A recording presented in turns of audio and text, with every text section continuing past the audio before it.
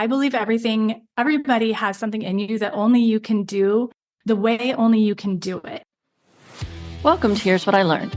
I'm your host, Jackie Hayes, Systems Strategist and Operations Support Specialist. My guest and I share the lessons we've learned about making value-based decisions, leading our teams in new ways, and rejecting traditional business advice when that advice doesn't align with the life we want to live. If you're a solopreneur or small business owner tired of the same old scale for the sake of scaling way of doing business, then you'll want to stick around and take a listen. So put in those earbuds, get your morning mile started, and enjoy the episode. On today's episode of Here's What I Learned, I'm extremely excited to introduce you to Tracy Stanger. This is not the first time she's been on my podcast, and it probably won't be the last. Tracy is an anti-hustle business coach who believes we shouldn't have to choose between meaningful work and feeling fully present for motherhood and our own darn lives. She's on a mission to prove we can have time for our dreams when we focus on results instead of just checking shit off the to-do list. I know you're going to enjoy this episode, so take a listen.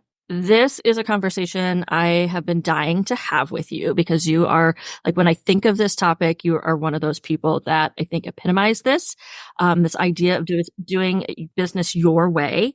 And so I would like to know what that means to you. Okay. Well, first of all, I'm so excited that you are asking this question, that we're having this topic, because I also think that I epitomize this. Like, I try to. If you have seen me for a minute, you know I'm all about doing what I call most you business. And so what that really means to me is I believe everybody has something in you that only you can do the way only you can do it.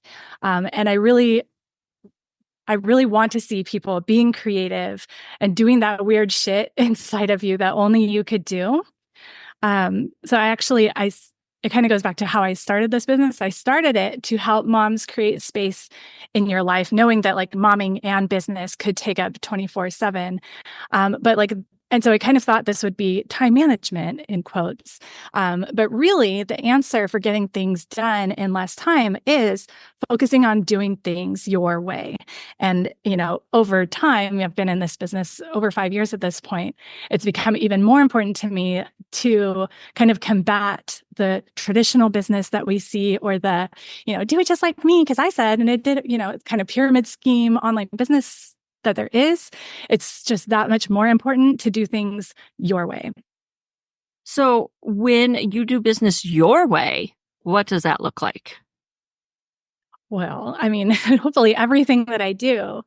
And just to clarify, like by business even, I believe it's really just three things. Like you need something to sell, some way to sell it, some way to count your money and keep it coming, which in other words is like you need offers, you need a marketing and sales strategy, a way to meet new people, tell them what you do, build relationships, ask for the sale. And then literally like how you work. Do you work in the morning? Do you work every day? Do you work for 3 hours at a time or 15 minutes? Like all of that stuff. So most me business, like doing business my way, is in everything. The offers that I design, how I meet people, what I do, the tools I use, all of it. Excellent. So for those of you who've been listening to the podcasts for a while now, Tracy has been on the show before. One of those episodes was a launch lessons episode for the private podcast that is out right now at the time of recording this. By the time you hear this, it probably will not be available. But then also the Plan Your Year episode. We talked a lot about the tool that you have that is Plan Your Year and how it came to be and how you use it. Can we do just a little teeny tiny recap of that so people get really interested to go back and listen to that other episode? Yeah. So Plan Your Year, again, doing business my way thing. I knew that like in order to do the things I want to do, I needed to first see what space I had available. So when I started this business, I was still in my 9 to 5. I had very limited time, probably like 10 hours a week to devote to this business, which I've since stayed at about 10 or 15 hours a week, even with more time. And so Plan Your Year was born of my process to visualize that, to see what kind of space are we actually working with here, and then a process to walk through, like, what is it that's most important that you're trying to get done? So when are you going to do that with space for this? And it's a process that walks you through figuring out like when you do what in your business so that you are making the most impactful steps forward. You're weeding out this shit that doesn't need to get done. and it's awesome. So you say that, you started out with 10 hours a week to work on your business, and you've pretty much stayed there. And I'm sure that there are a lot of people who are going to come to this podcast and be like, oh, no, there's no way of doing that. You got to There's hustle. too much to do. Yeah, there's so much to do. You got to hustle. You got to be putting in those 80 hours. So what would you say to them? That you've been doing a really good job listening. We are being sold a million times that you have to do, everyone that's out in business is trying to tell you that their thing that they're selling is the most important thing and the secret to your successful business. But like I said, it goes down to offers, marketing, and how you work. That's all you need. And then in each of those things, you need to know your way of doing that. Can you repeat the question again? If people are not believing that you could do this for 10 hours a week. Oh, so if you're not believing that you can do those things in 10 hours a week, when you weed out, no, I don't need every type of offer that exists. I just need the one that goes with my skills. No, I don't need to be on every single marketing platform that exists. I just need the one where I enjoy creating content there. And you just start focusing in on a handful of offers instead of every offer, or one offer even. One platform, be a writer, not a YouTuber, or vice versa, be a podcaster, but you don't have to be all the places. And then now it's so much easier to fit those things, and you get that much more impact too, because you picked the thing. I'm sure you've talked about the 80-20 rule before. You get 80% of your results from only 20% of your effort. Now you're just focusing on those 20% of tasks that really get things going for you. And so 10 hours is plenty. But I will say I go to 15 sometimes. But oh, heaven forbid, 15 hours in a week. Yeah. Well, and this kind of comes back to something I had read in one of those many productivity books, but this one I actually had stuff that I could agree with. And it basically boiled down to you fill the time that you have. Yes. I just almost wanted to say that too. That what you are doing expands. And I catch myself doing that too. And this is why, so I use Toggle to track my time. It's just a little app, and I just push go when I'm sitting down to work on something. So I can see a pie chart at the end of the week, what I spent my time on. There's a section in there called dicking around, because I will find myself, oh God, I've been sitting at my computer for an hour and I didn't actually do anything. And yeah, a lot of times when you only have when Poppy was 2, my child, who is 6 now, when she was 2, and it was the pandemic and I had no childcare at all. I had nap time only for focused work. So literally I have an hour and a half or 2 at the most each day, knowing that I was real good at only doing the most important stuff in that time and really being able to focus. It's now or never. It needs to get done. Yeah. And you do that without getting into hustle mindset, from what I know of you. And how do you avoid that falling into hustling and I gotta do this and I gotta do that and I have to be productive in that 3-hour window or whatever window? Well, first of all, I just know that doesn't feel good. I don't want the stress of that. That's why I am here. I knew that from my 9 to 5, even I knew we can do really good work in less time than most people think it takes. And so I'm so adamantly fighting against that. I just tune that out. But I know it's it is really hard. And so if that's harder for you, I would invite you to just try, when you start trying weeding out this extra stuff and you go wow, it's so nice to have the afternoon free to sit in my hammock, or wow, because I focused on, I only had an hour and a half to write this email, I wrote the email in an hour and a half. So you'll just start seeing the results and seeing that it works better. Mm-hmm. Speaking of hammock time, one of the things that you model in your business is, you said, the hammock time, but also you talk about this in your bounce back offer of sometimes you need to just step away and you need to sit in your hammock or whatever it happens to be for that individual and give your brain space. Yes. How has that impacted your business? I mean, hugely. That was actually the creation of my signature program, The Space You Want, first of all, was born from me giving myself breathwork sessions. Not that I was leading myself, but I found myself a guide. Her name is Alicia Peterson Baskell. Come ask me to hook you up. First of all, I was giving myself space to just like be myself and tap into my intuition or whatever. That led to the idea of The Space You Want, this like not just my course, but also a place where, because I have the best people around me, the place where you could get to know each other, support each other in business, and with the combination of one-on-one Voxer coaching with me. So also asynchronous, like all of that came up in breathwork. But then also the launch for it, the very first launch for it came up from sitting in my backyard. Like I was sitting here at my desk trying to write the traditional emails. And anytime you're trying to do the thing you're supposed to do, like, it's just probably not going to work right. And I could feel myself not knowing what to write. And it felt like pulling teeth and it was boring. And I was like, okay, I'm going to write the email, telling the story of this. And I'm going to do the inclusion.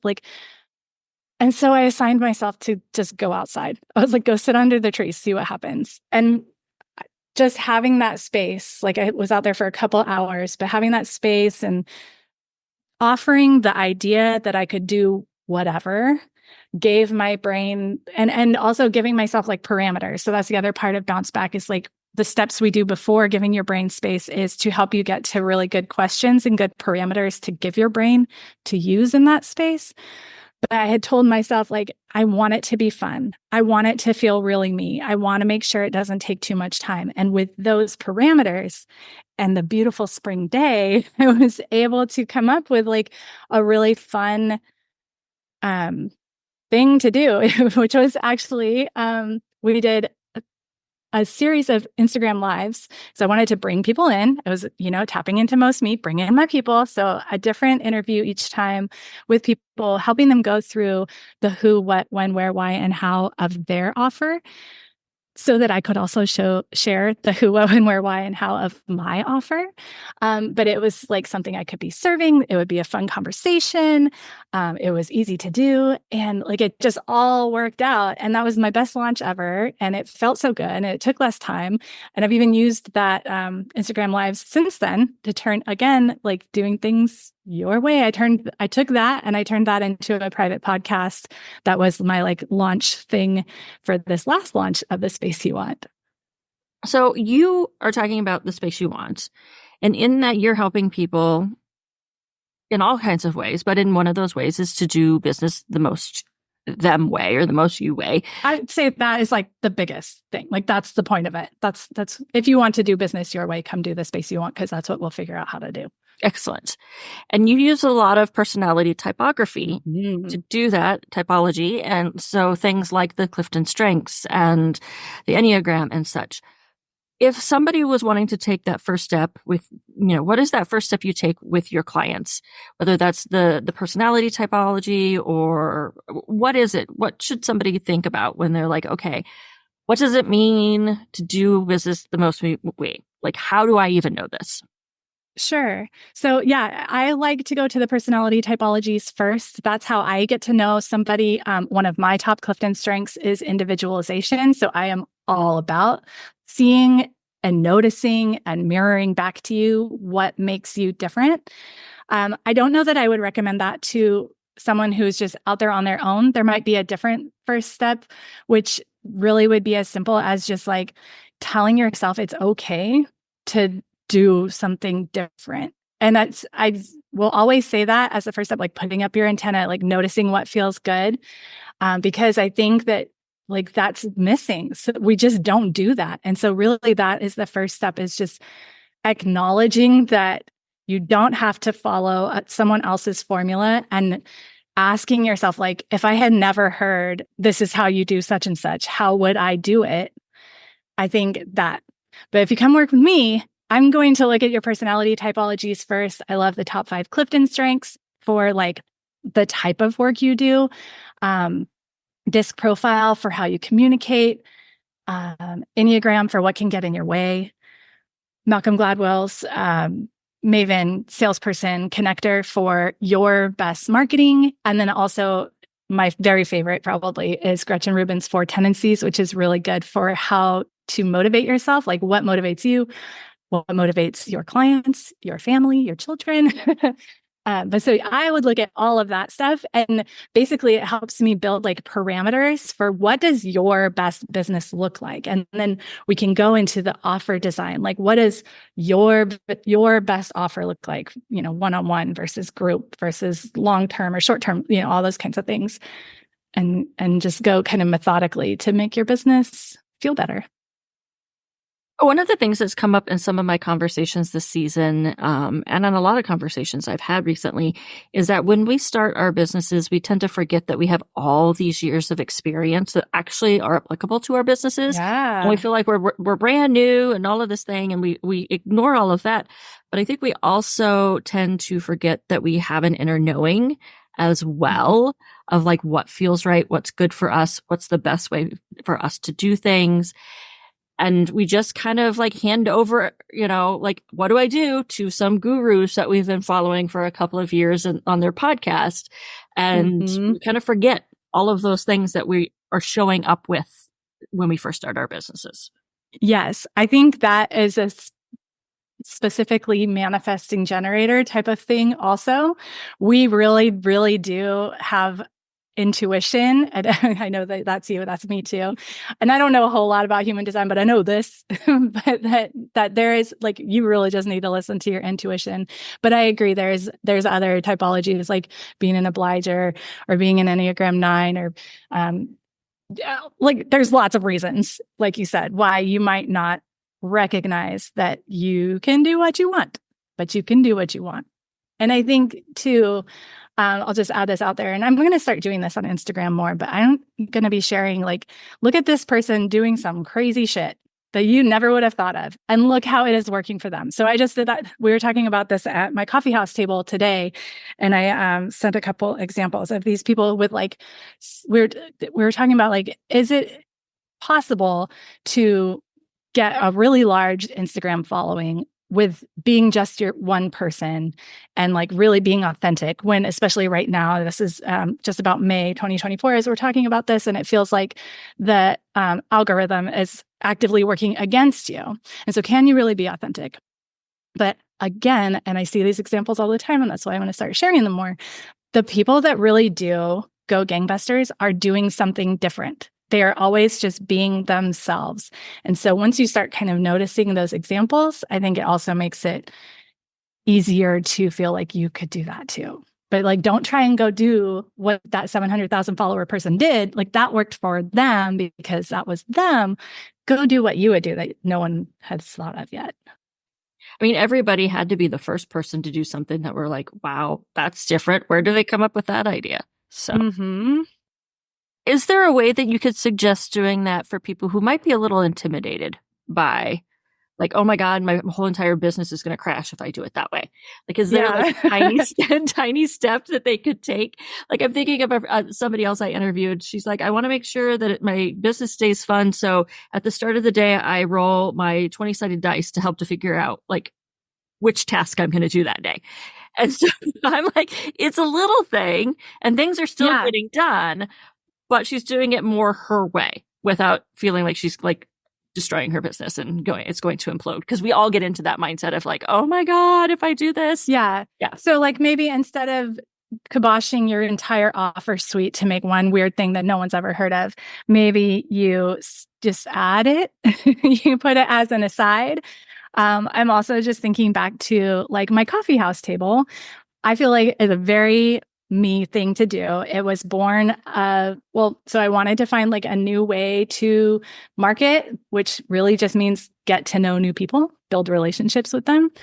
And I enjoy going to small networking groups, but like I wanted one the way I wanted it.